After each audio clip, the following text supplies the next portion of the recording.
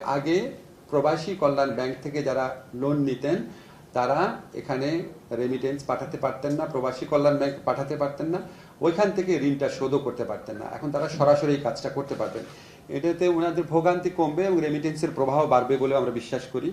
আমরা প্রবাসী কল্যাণ ব্যাংকের পাশাপাশি অন্য আরও 12টি বাণিজ্যিক ব্যাংক, দেশের সর্ববৃহৎ 12টি বাণিজ্যিক ব্যাংকের সাথে আলাপ করেছি।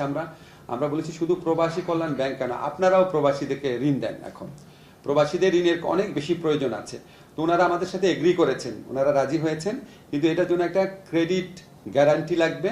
এটা বাংলাদেশ ব্যাংকের সাথে আমাদের যে সচিব মহোদয় আছে উনি কথা বলেছেন, বাংলাদেশ ব্যাংকের গভর্নর আছেন, উনি অত্যন্ত হেল্পফুল। উনি আমাদের সাথে যেভাবে কথা বলেছেন আমরা আশা করছি এই ক্রেডিট গ্যারান্টিটা অচিরেই হয়ে যাবে। আমাদের কাছে মনে হয়েছে উনি পজিটিভ। এই ক্রেডিট গ্যারান্টিটা হলে এই 12টা যে বাণিজ্যিক ব্যাংক আছে তারাও প্রবাসীদেরকে ঋণ দিতে পারবে, যেটা আগে কখনো ছিল না। মানি এক্সচেঞ্জ হাউসগুলা সেটার মাধ্যমে আমাদের প্রবাসীরা রেমিটেন্সটা পাঠান। তো আমরা এই 12টা ব্যাংকের সাথে আলাপ করেছি যে মানি এক্সচেঞ্জ হাউসগুলাতে রেমিটেন্স পাঠানোর জন্য তারা যে টাকাটা দেয়, ধরেন 1,500 টাকা হোক 2,000 টাকা হোক, ডিপেন্ড করে কত টাকা পাঠাচ্ছেন ওটার উপর, সেই টাকাটা এই দেশে যেই ব্যাংকে ওনারা পাঠাবেন সেই ব্যাংক ওই টাকাটা পরিশোধ করে দিবে। অর্থাৎ রেমিটেন্স পাঠানোর জন্য বিদেশে যে টাকাটা ওনাদেরকে পে করতে হচ্ছে ওটা এই দেশে যেই ব্যাংকে আসবে সেই ব্যাংক পরিশোধ করে দিবে।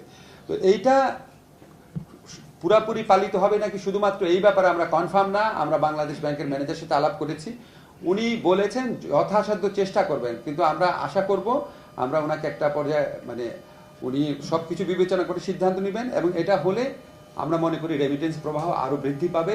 সরাসরি রেমিটেন্স পাঠাতে এবং হুন্ডির মাধ্যমে না পাঠাতে আমাদের যারা প্রবাসী কর্মীরা আছে ওনারা আরো অনেক বেশি অনুপ্রাণিত বোধ করবেন। ওয়েজ আর্নার বন্ড ক্রয়ের ক্ষেত্রে এখন সর্বোচ্চ সীমা হচ্ছে 1 কোটি টাকা। আমরা সেটা বাতিল করার প্রস্তাব করেছি। এগেইন বাংলাদেশ ব্যাংকের অনুমোদন লাগবে, সহায়তা লাগবে।